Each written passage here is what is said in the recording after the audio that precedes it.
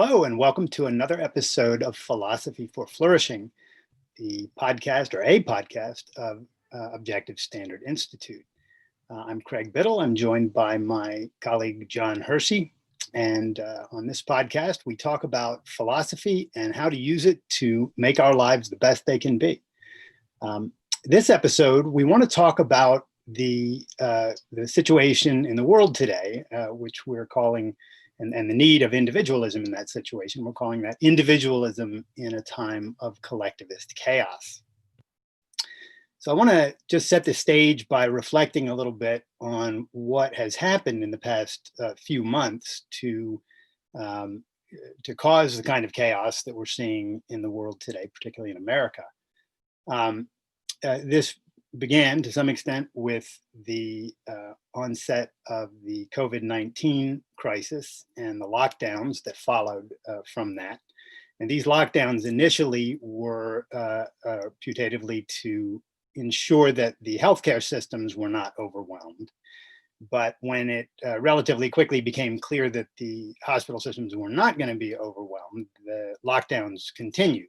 So there obviously were other motives behind those, and we'll talk a little bit about the premises behind that in a bit.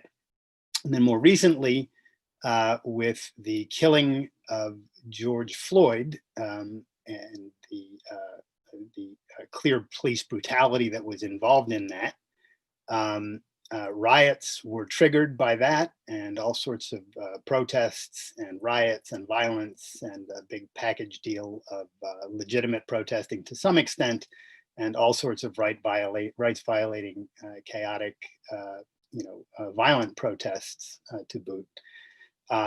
And so we want to talk about the nature of this situation, the collectivist premises behind it, and the solution to these problems, which we regard as individualism. So first up, it's quite clear what the two big events are. We've got this Corona chaos and the lockdowns that followed from that, and we have the killing of a man in front of the whole world, where he's basically asphyxiated before our eyes for 8 minutes. And these are horrific situations. The lockdowns have actually destroyed countless, millions of people's jobs and careers and businesses and hopes and dreams. And then along comes a brutal murder, or what appears to be a murder of a innocent until proven guilty here, so I don't want to jump the gun, but what appears to be absolutely unjustified police force leading to the death of a man before our eyes, and the outrage about that, which is fueled by many factors, including that the man who was killed is Black, and the officer who appears to be most responsible for that death is white. So those are the events that happen. Now, why has this turned into particularly after the killing of George Floyd, why have things essentially blown up? I mean, whole cities are burning, businesses are being looted and destroyed, businesses of white owners and Black owners and everyone alike. Whole statues are being torn down and thrown into lakes, statues including those of Martin Luther King and Abraham Lincoln are being attacked allegedly in the name of racial concerns and concerns for Black Lives Matter and the like. So what is going on? I mean, this is literally chaos without any apparent rationale behind it, without any apparent reasoned thinking. Now, I want to begin I'm going to focus more on the George Floyd situation because that's more immediate, and it's also the cause of the most recent chaos that I want to address. Obviously, the murder of a man, or the killing of a man unjustly by a police officer is horrifically wrong. There's no one I know on the planet, or certainly in the United States, who is championing what happened there. So it's quite clear that was horrifically bad. What is not clear yet, and may never become clear, is that this particular incident was motivated by race or by racism. I don't know, to my knowledge, there's no evidence yet that Derek Chauvin's, the officer who was kneeling on Floyd's neck, there's no evidence to my knowledge that he has any kind of racial motives behind this act. It appears that he may have just been a brute. He may have just been a cruel man who just doesn't care about human life. But you can understand, I think, to some extent, why a lot of people would see this and think, well, this looks like there might have been some race involved here. And that's a fair question to ask. What is not fair to do is go out and destroy people's property because this happened, or burn down buildings, or attack people, or the like. Yet that has happened. And so I want to talk a bit, and I'll have John join in on this, about the premises that underlie these kinds of actions. Why do people jump to a conclusion about this? Now, there may have been racism involved. I'm not saying there wasn't, but we don't know that yet. Why do people jump to those conclusions? And why do they go out in droves and destroy and vandalize and burn? Now, I'm setting aside the people who are doing some form of peaceful protest. I mean, if somebody goes out on public property or on their own property and protests, as long as they're not violating rights, like stopping people from being able to get where they're going, or damaging people's property in the process. If you're just standing on a street with a sign in front of a police department or in front of your state capitol building or the like, and you want to voice your opinion about something, I think that's fine, as long as you're not violating rights. So there are some people who are trying to do that kind of thing. I'll set them aside because there's absolutely nothing wrong with that in my view. What there is something wrong with is this just horrific destruction in the name of trying to right a wrong about which you don't even have the facts yet. So what's going on there? Why is this happening?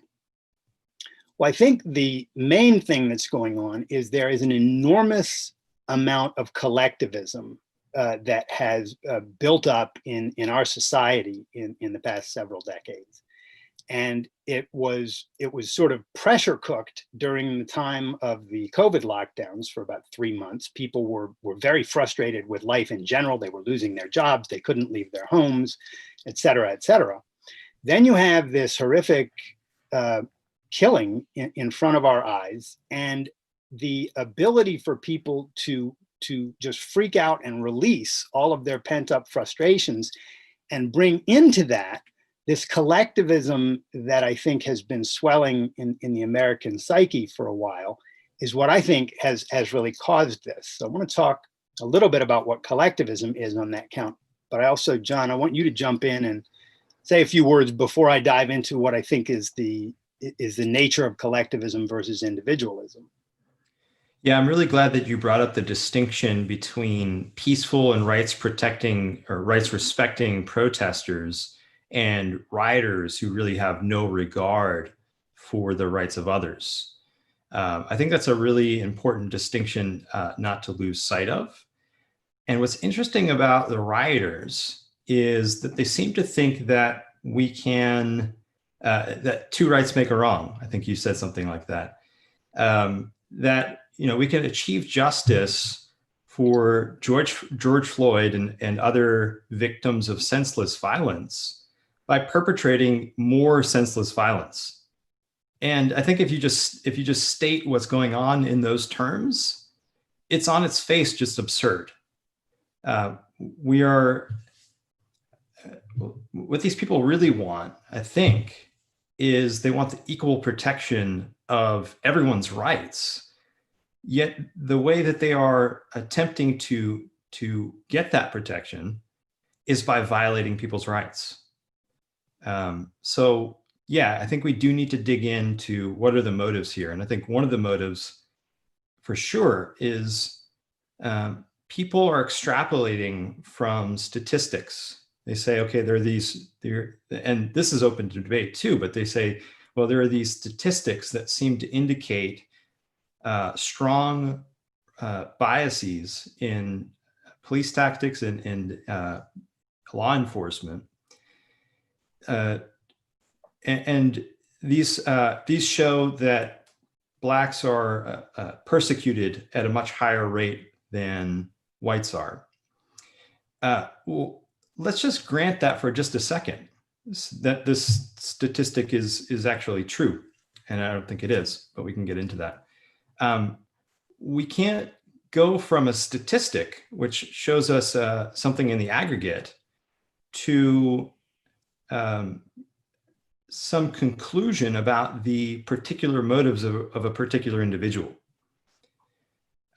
So I think, the thing to ask is, what does collectivism have to do with that, with this statistic and this conclusion?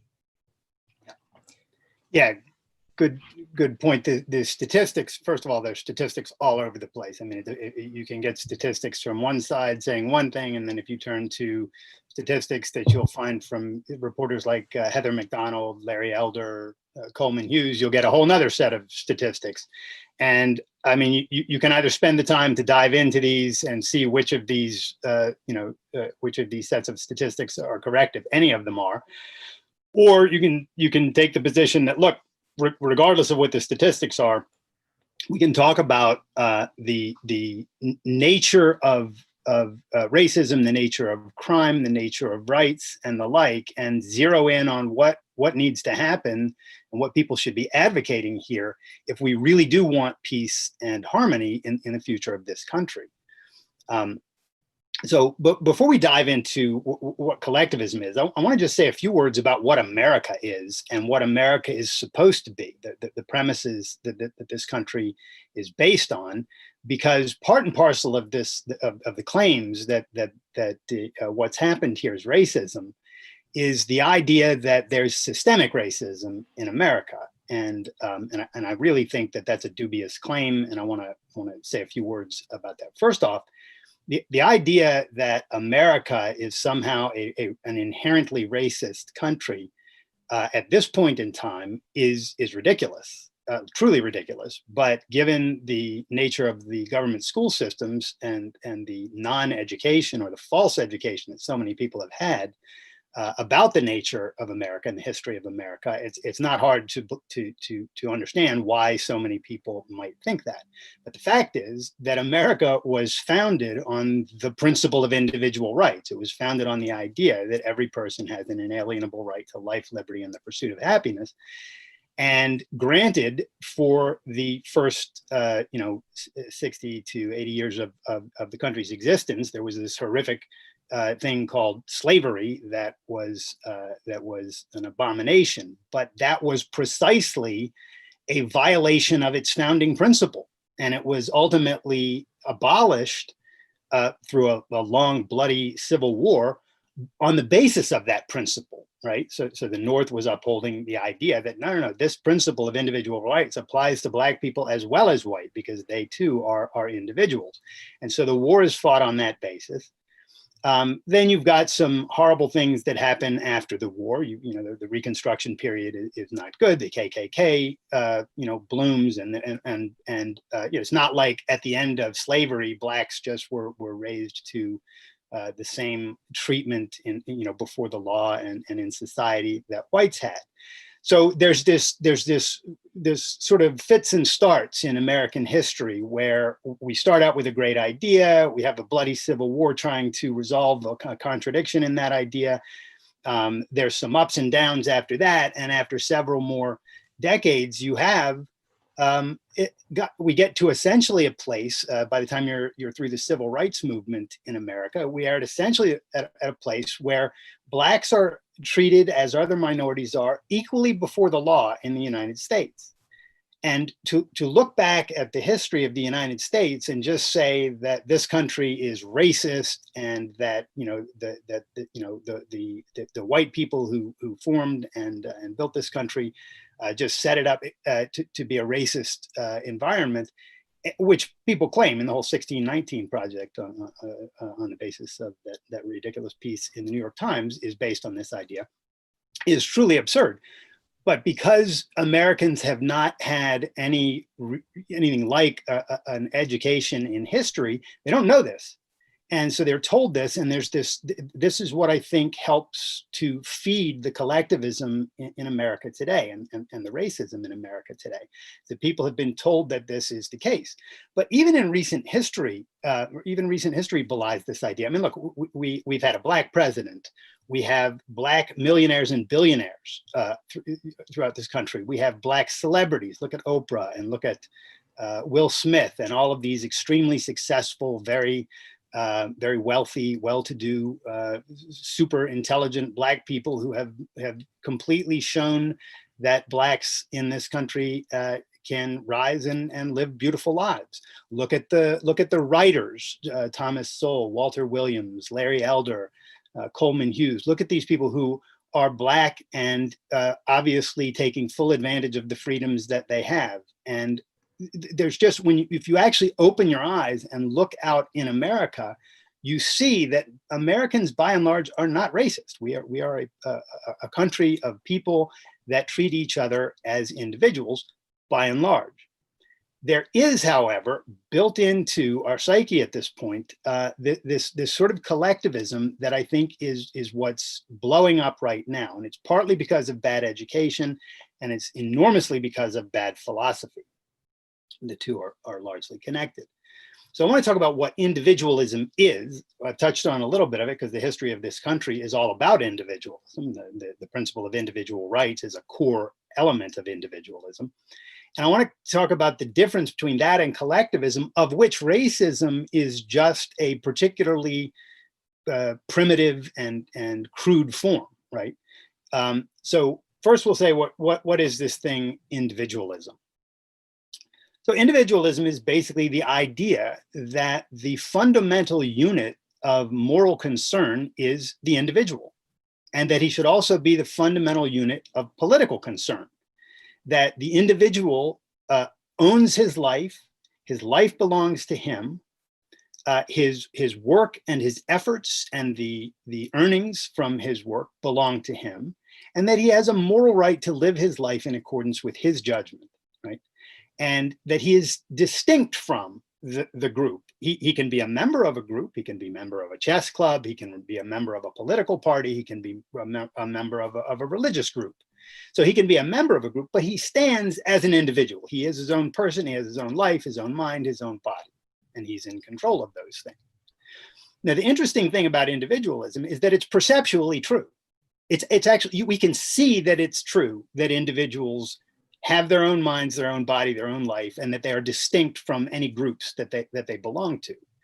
And unfortunately, philosophy is so messed up that people have been convinced that this perceptual truth is somehow not true, right? This is the whole collectivist idea that the group is the fundamental unit in reality that matters, that the group is the fundamental unit of moral concern and should be the fundamental unit of political concern. This is what Marxism is based on. This is what socialism is based on. It's what fascism is based on.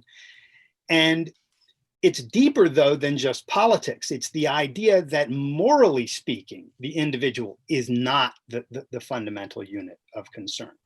And the racist element of this, Ayn Rand wrote a beautiful essay called Racism in the Virtue of Selfishness. And her point in there, one of her main points, is that racism is simply a form of collectivism. It's the form of collectivism that says the collective, the group to which you belong, is determined by your race. As against what? Well, as against some ideas that you might hold, or your political class, or your economic class, or something like that. It's your race. So it boils down to it's like a caveman collectivism. You dark, you bad, or you light, you bad, right? It's literally that primitive. The idea that you are to be grouped in a group and judged on the basis of what you look like, your skin color, or the shape of your eyes, or something along those lines. And this idea is so ridiculous, particularly in the wake of the United States. For 200 some odd years, we have had this experiment where we've had the melting pot, and all these people come together to live in peace and harmony and try to flourish. And all of a sudden now, with this granted horrific killing before our eyes, people are going to take this and say, this country is racist. We have systemic racism all through this system. And therefore, we're going to go out and break windows and burn things down and destroy buildings and destroy people's lives. This is horrible. And I want you to jump in here as well, John, but I want to talk a little bit more later about what we can do to advance individualism and to identify and condemn collectivism, because I think these are the things that we really have to focus on. I think on the topic of individualism, and you've mentioned Coleman Hughes a couple times, I like him a lot, and he's obviously very, very intelligent, especially on race. I saw a video of him recently talking about how West Indians who come to the US, second generation West Indians, they look the same as any other Black person. But they tend to have very different cultural values. And if there were systemic racism, it would affect them the same as it would affect any Black person. Yet these people tend to have jobs that pay 58% more. They have better education. They do better in their lives, in large part because they've accepted a very individualist philosophy. Now, Hughes doesn't say this. He says that there's this realm of values, and because of these, this is the difference that makes the difference. But I think with our philosophic perspective, we can look at that and say, well, these are people who are taking initiative, who are taking responsibility for their own lives, who are not looking for the statistics, and who are not buying into the identity politics that is sold to them. So it really does boil down, Craig, to this divide between individualism and collectivism. Yeah, and I think I've heard Hughes talk about those statistics and those groups as well. And there's no question that what's going on there is that they've got a culture that is much more individualistic in its nature, and it's also very much oriented toward education, right? They've got this culture that says, look, your mind matters, education matters. There used to be, back, I think it was in the 70s, there was an NAACP commercial that they used to run, and it had the tagline, "A mind is a terrible thing to waste," which was a great tagline. But I always like the idea of a positive version of that, which is that a mind is a beautiful thing to use, right? And what I think the Black culture and the white culture and every other culture in the world needs to understand is that individuals have minds, and we all have minds. And what we need to do is learn to use those things.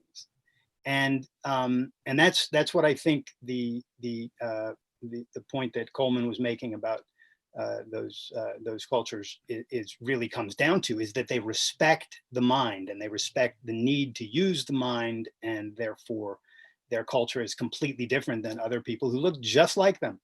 Race has nothing to do with this. It is all ideas, culture, philosophy, and whether or not the individual is seen as having moral rights, moral responsibility, and the capacity to live his life by his own judgment.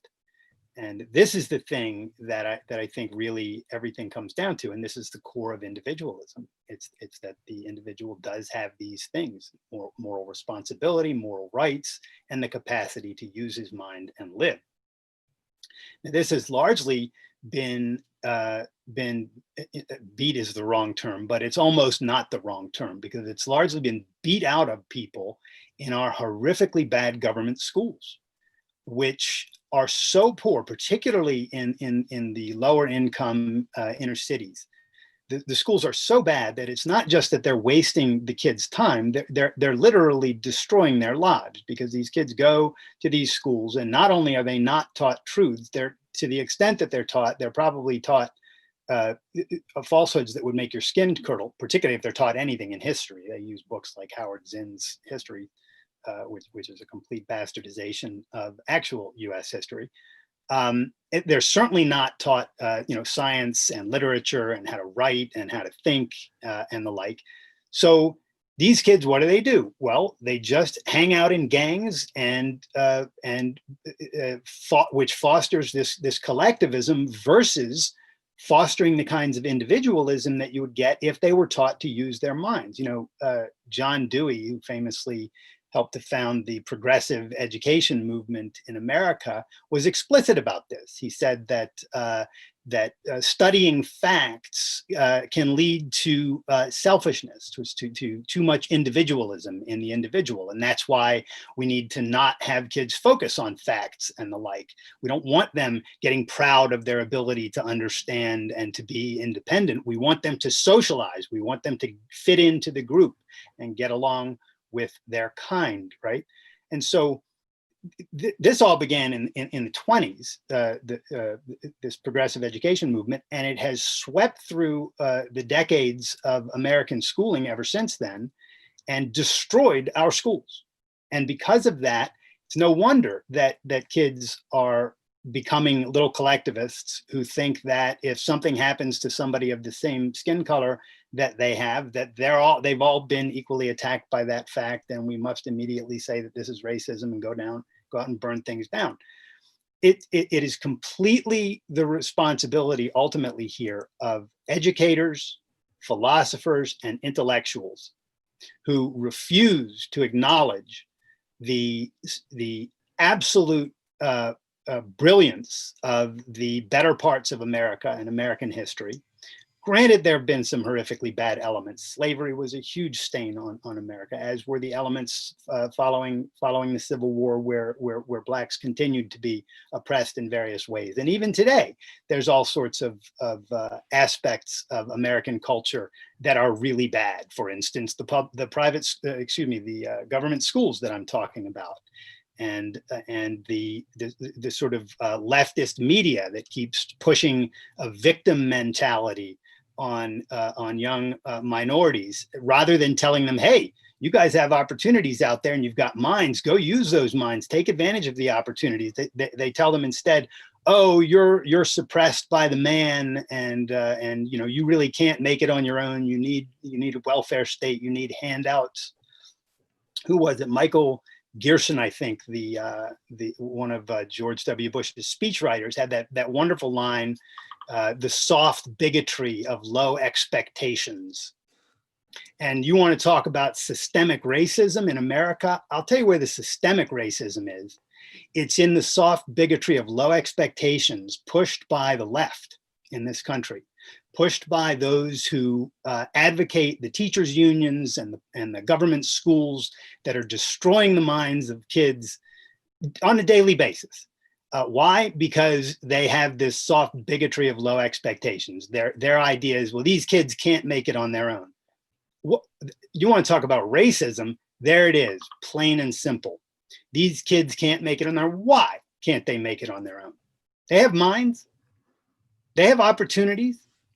What they need to be told is that they have minds and they should use their minds to pursue opportunities. That's the magic that we can bring to the table here with individualism. What we need to do, anyone who cares about a future of peace and prosperity and harmony and social harmony in this country, needs to understand individualism, understand what it is, and the just observation-based nature of this particular ideology. It is clear as day that we are individuals with our own minds. It is clear as day that we are capable of living, all of us, regardless of our skin color or any of the other race elements. We are capable of living our own lives and creating our own futures when we are left free and when we are not told by the people who are supposed to be educating us that our minds are incompetent to live that way. So we need to fight for individualism. We need to identify collectivism in all of its forms, not just racism, but any form of collectivism, any form of people saying, oh, the individual is not the sole unit or the fundamental unit of concern. Some group is, whether it's his racial group or his social class or whatever. We need to identify those, and we need to morally condemn them. It is evil to tell young people, or to tell anybody, that they are fundamentally a member of a group rather than an individual in their own right. It is evil to tell them that, and this is the thing that Americans need to learn and to shout from the rooftops. The evil of collectivism, and the absolute moral superiority and the moral correctness of individualism. To get more concrete on this point for just a second, a lot of people are comparing the rioters to the American revolutionaries. And this comparison came up because some are criticizing them as un-American. I think justly so. But one person who's written on this, Kelly Carter Jackson at The Atlantic, compares them to American revolutionaries. And I think if these revolutionaries really want to have an impact, the thing that they should be attacking, the thing that they should be revolting against, it's not their neighbors. They shouldn't be out there burning the property of their neighbors. They should be targeting the school systems. They should be targeting the actual policies that really are having a negative impact on their lives, including the welfare state. Yep. Yeah, very good point. The welfare state and the war on drugs and all the other things that feed into the victimization of minority communities. The war on drugs is horrifically bad because what it does is by outlawing drugs and creating a black market for them, you feed gangs. You give gangs a way to make money, recruit young boys from inner city neighborhoods, and turn them into little collectivists who don't have any other way to make a living because they never learned anything in school, and now they've got a gang to which they belong where they can get some money because they can sell drugs. All of these things are connected. And the welfare state is just one big crutch that tells young people, you don't really need to work and you're a victim, so just take these handouts and we'll keep fighting. Jesse Jackson and Al Sharpton and whoever's replacing them these days, we'll continue fighting, to make sure that the trough is there for you to feed from. This is completely collectivistic, and it is completely immoral to treat these kids this way. And your point about what was the woman's name who was likening the rioters to the founders? Kelly Carter Jackson. She's the Wellesley professor. Okay. Yeah. I've not read that article, but you had told me about it. And I'd like to know where in history it is that she can point where Jefferson or Madison or any of the founders went and burned down their neighbor's home or assaulted their neighbor's business or the like, in order to ensure that King George and Britain would leave them alone, right? It's laughable because she's saying that the clarion call of the revolutionaries was violence. Now, yes, they utilized violence in protection of individual rights, the actual clarion call of the revolution. Yeah. What would happen if the British closed down the port at Boston and the Bostonians went and decided to pillage their neighbors' homes in Providence? How would that have helped their cause? Exactly. The very idea that a professor can drop that much context goes to my point about the evil of collectivism. This is driven by evil motives. These are not innocent mistakes on the part of intellectuals, journalists, and professors who do this kind of thing. This is a real culture war. The culture war in America is between individualism and collectivism. And unfortunately, collectivism is deeply, deeply entrenched in the universities and in the intellectual professions in general, in journalism and media. So we have a lot of work to do in this country, and we're in some really rough times right now. And today, John and I just wanted to get on the table with this business of thinking about and talking about these issues from an individualist perspective. Understand that what's really going on here is that people are being grouped and they're being treated as this group is a victim, this group is guilty, this group is this, that, and the other. But the fact is, groups are simply abstractions. The only unit that actually exists out there in reality is the individual, all right? And here's what actually happened. An individual was killed by another individual. And even if it was racially motivated, it doesn't mean that the guy who was killed makes everyone else who happens to be his skin color a victim of that crime. And it doesn't mean that the white man who killed him, even if he had racial motives, means that every other white person is guilty of committing that crime. And it's just prima facie the case, just on the face of it, ridiculous to claim that kind of collective guilt or collective victimization is real. Now, there is a sense in which when individual rights are violated, you are assaulting all people, because you're assaulting the institution that makes it possible for human beings to live as human beings. And that is the institution of the protection of individual rights. So there is a sense in which any assault on somebody like this poor man who was killed, George Floyd, any assault on him is an assault on all of us. But it's not an assault on people just because they happen to be his same color. It's an assault on human beings as such, of which he was one. He was one of us. He was an individual. We should all be horrifically, we should all be horrified by what happened to him. We should all be outraged about it. But we need to keep the discussion and the guilt and all of that focused on individuals. And institutions, if there are institutions. I mean, let's say you find that some police department genuinely is riddled with corruption. Now, I certainly do not think that's the case, on any systemic level in the United States.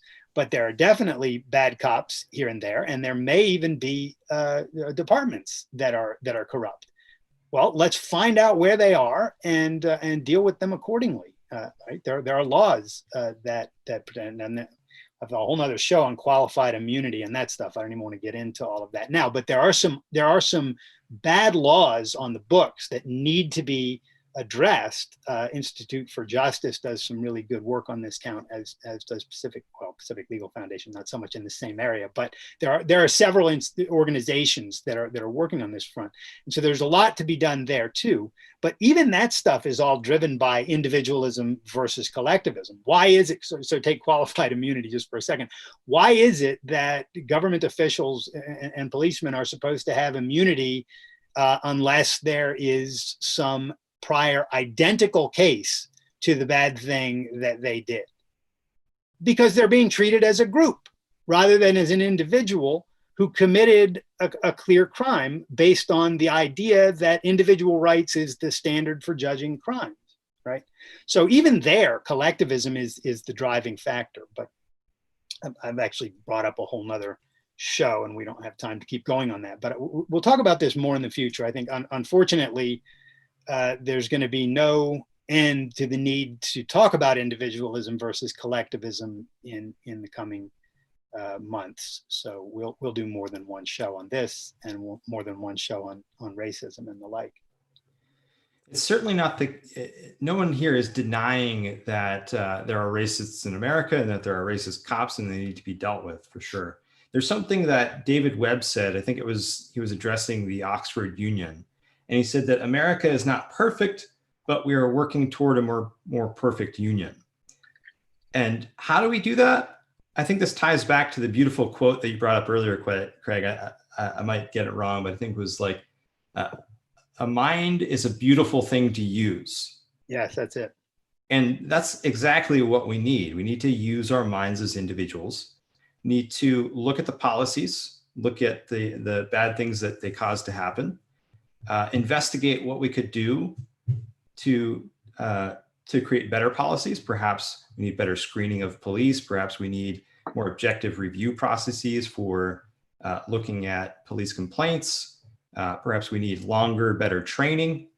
But these are all things that require the mind. And what doesn't? Senseless destruction. Amen. Exactly. Okay, well, I think that gives an indication of just some framework that we advocate for thinking about these issues that are going on in the world today. We'll say certainly more about this in the future. If you have any questions about either this episode, or if you have any suggestions about topics you'd like to see us cover in future issues of Philosophy for Flourishing, please let us know. You can send an email.